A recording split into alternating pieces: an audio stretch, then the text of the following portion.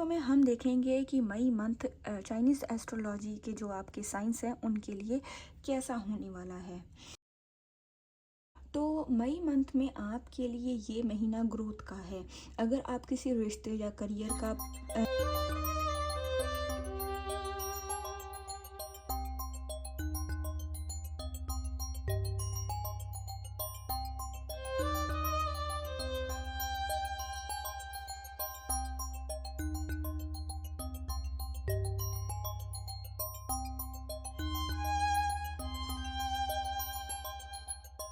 नमस्कार दोस्तों, स्वागत है आपका टैरो के गहरे रहस्य में। यूट्यूब का एक यूनिक हिंदी टैरो चैनल, एक ऐसा अनोखा चैनल जहां पर आपको एक ही चैनल पर क्लासिक टैरो से लेके आपको sand reading, smoke reading, coffee cup reading, candle wax reading और फ्लावर पीटल रीडिंग और Chinese astrology, Vedic astrology, no contact situation, separation, breakup, in contact third party और ऐसी और भी यूनिक रीडिंग्स आपको इस चैनल पर मिल जाएंगी।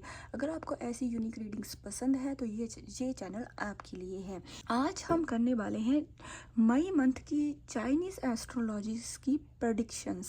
अगर आपको आपका जो चाइनीज़ एस्ट्रोलॉजी का ज़ोडिएक साइन नहीं पता है तो उसके लिए आप मेरे जो चाइनीज़ एस्ट्रोलॉजी की शॉर्ट्स की जो प्लेलिस्ट है उसमें जाके आप अपना ज़ोडिएक साइन देख सकते हैं। उनमें से जिस भी ईयर में आपका जन्म हुआ होगा तो उस हिसाब से आपका वो उस ईयर के हिसाब से आपका वो चाइनीज़ एस्ट्रोलॉजी का वो ज़ोडिएक साइन होगा। तो मेरे शॉर्ट्स वीडियो में बहुत अच्छे से मैंने एक्सप्लेन किया है कि उन ज़ोडिएक साइन के हिसाब से क्या होते हैं, कौन से नंबर आपके लिए अच्छे होते हैं, कौन से कलर्स आपके लिए अच्छे होते हैं, कैसी पर्सनालिटी होती है। प्लेलिस्ट भी आप जाके देख सकते हो। चाइनीज़ एस्ट्रोलॉजी में भी इंडियन एस्ट्रोलॉजी की तरह 12 ज़ोडिएक साइंस होते हैं। तो ये ज़ोडिएक साइंस होते हैं रैट, ऑक्स, टाइगर, रैबिट, तो dragon, snake, horse, goat, monkey, rooster, dog और पिग। तो इस वीडियो में हम देखेंगे कि मई मंथ चाइनीज़ एस्ट्रोलॉजी के जो आपके साइंस हैं उनके लिए कैसा होने वाला है। देखिए, यूट्यूब पर वैदिक एस्ट्रोलॉजी के बहुत सारी वीडियोस हमें मिल जाती हैं, लेकिन चाइनीज़ एस्ट्रोलॉजी भी एक बहुत अच्छी एस्ट्रोलॉजीज है, तो इसकी वीडियोस नहीं हैं। तो मैं चाहती हूँ एक तो यूनिक वे में आपको एक गाइडेंस दे पाऊँ। तो शुरू करते हैं चाइनीज़ एस्ट्रोलॉजी के सबसे पहले साइन रैट की। तो चाइनीज़ एस्ट्रोलॉजी के हिसाब से ये जो मई मंथ है, मई 2025 का ये जो मंथ है, ये वुड स्नेक का ईयर है, तो ये वुड स्नेक का मंथ होने वाला है। तो हमारा सबसे पहला ज़ोडिएक साइन है रैट। तो इस मंथ में आपकी जो एनर्जी है वो फोकस पर रहेगी, लेकिन बीच बीच में कुछ आप डिस्ट्रैक्शन महसूस कर सकते हैं। करियर में नए नए ऑप्शंस की तरफ आप बढ़ेंगे, लेकिन आपको खुल के डिसीजंस लेने होंगे, आपको ओपन माइंड होकर आपको डिसीजंस लेने होंगे।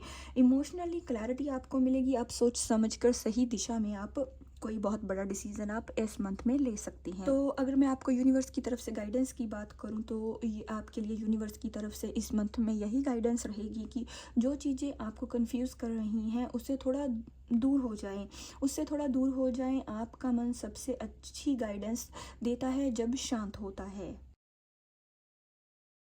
तो अब हम बात करते हैं चाइनीज़ एस्ट्रोलॉजी के दूसरे साइन यानी कि ऑक्स यानी कि बैल की। तो मई मंथ में आपके लिए ये महीना ग्रोथ का है। अगर आप किसी रिश्ते या करियर के प्लान में क्लैरिटी चाहते हैं, आगे बढ़ना चाहते हैं, अपॉर्चुनिटी चाहते हैं, तो इस मंथ में इन सारे सवालों के जवाब आपको मिलेंगे। फिनेंशियली थोड़ा स्लो फेज हो सकता है, ग्रोथ आपको थोड़ी धीमी धीमी हो सकती है, लेकिन सक्सेस आपको डेफिनेटली एंड में मिलने वाली है।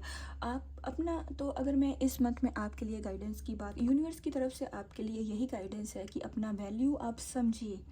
जब तक आप खुद को नहीं समझेंगे, दुनिया आपको अंडर एस्टिमेट करती रहेगी। तो अब हम बात करते हैं चाइनीज़ एस्ट्रोलॉजी के तीसरे साइन टाइगर यानी कि बाघ की। इस मंथ में आपके अंदर जो करेज है, जो हौसला है, वो इस महीने निकल कर बाहर आएगा।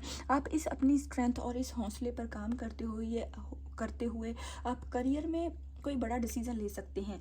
लव लाइफ में कुछ पुरानी यादें डिस्टर्ब कर सकती हैं, पास्ट में आप पीछे मुड़ मुड़ के आप देख सकते हैं, लेकिन करियर में कोई बड़ा डिसीजन लेंगे और सक्सेस की तरफ आप धीरे धीरे बढ़ते रहेंगे। तो अगर इस मंथ में मैं यूनिवर्स की तरफ से आपके लिए गाइडेंस की बात करूं तो आपके लिए यही गाइडेंस है कि अपने दिल से डरना बंद कीजिए, जो सही है वही फील होता है। तो अब हम बात करते हैं चाइनीज़ एस्ट्रोलॉजी के चौथे साइन यानी कि रैबिट खरगोश की। तो मई मंथ आपके लिए यही इंडिकेशन कर रहा है कि रिलेशनशिप में एक इमोशनल टेस्टिंग फेस आ सकता है। हो सकता है कि आपके जो पार्टनर हैं वो किसी वजह से आपको टेस्ट करने की कोशिश करें, या भगवान कोई टेस्टिंग, या इस रिश्ते में भगवान कोई आपका एग्ज़ाम ले सकते हैं। आपको पेशेंस रखकर अपने पॉइंट क्लियर करने होंगे। मेडिटेशन से क्लैरिटी मिलेगी। भगवान पर ट्रस्ट रखें, अपने आप पर ट्रस्ट रखें, अपनी एनर्जी को आप इस मंथ में पॉजिटिव बनाए रखेंगे और पॉजिटिव होने की राह की ओर भी आप बढ़ेंगे।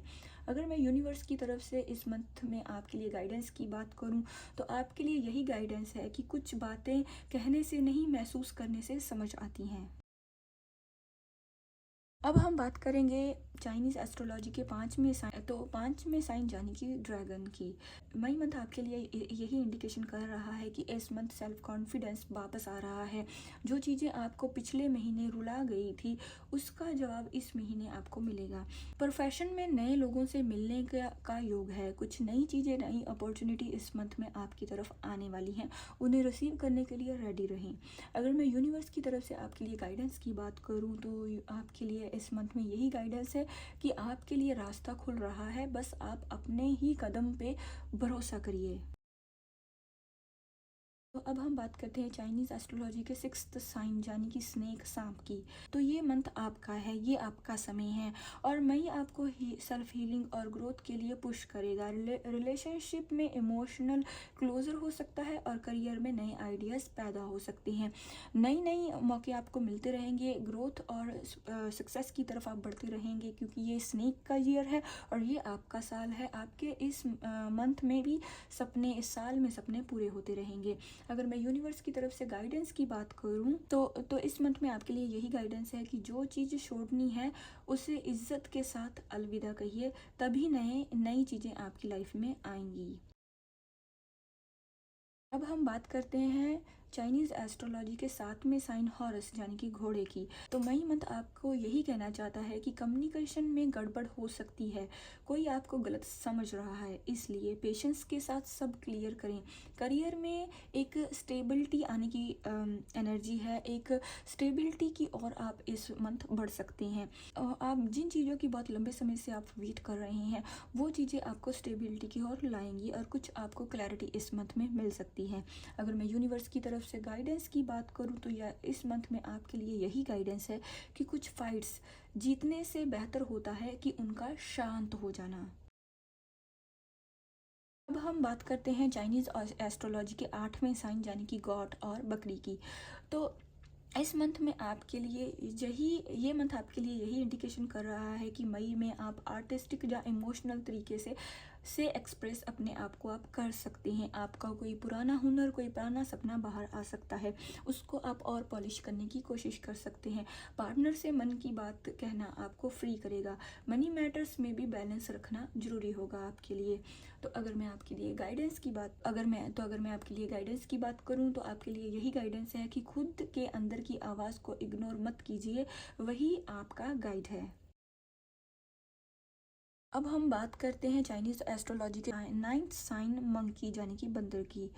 तो मई महीना आपके लिए यही इंडिकेशन कर रहा है कि कुछ सडन न्यूज़ इस मंथ आपको मिल सकती हैं, जैसे कि ब्रेकअप, पैचअप या रिकन्सिलेशन जैसा कुछ। आपको समझना होगा कि क्या लिए कौन सी चीज़ें आपके लिए इम्पोर्टेंट है, आपको अपनी लाइफ में क्या करना है, कैसे आगे बढ़ना है, क्या आपके गोल्स हैं। इन चीज़ों की इम्पोर्टेंस समझते हुए आपको इन पर काम करने की ज़रूरत है। अगर मैं यूनिवर्स की तरफ से आपके लिए गाइडेंस की बात करूं तो आपके लिए यही गाइडेंस है कि आपका फ्यूचर तभी बदलेगा जो आप प्रेजेंट के डिसीजंस को जब आप सीरियसली लेंगे। अब हम बात करते हैं चाइनीज़ एस्ट्रोलॉजी के टेंथ साइन रूस्टर यानी कि मुर्गे की। के लिए मई महीना आपके लिए यही इंडिकेशन कर रहा है कि तो मई महीने में आपको अपने गोल्स को क्लियर करना होगा। कहीं ना कहीं आप टाइम वेस्ट कर रहे हैं या आप किसी टॉक्सिक जोन में फंसे हैं। इससे निकलने का समय है।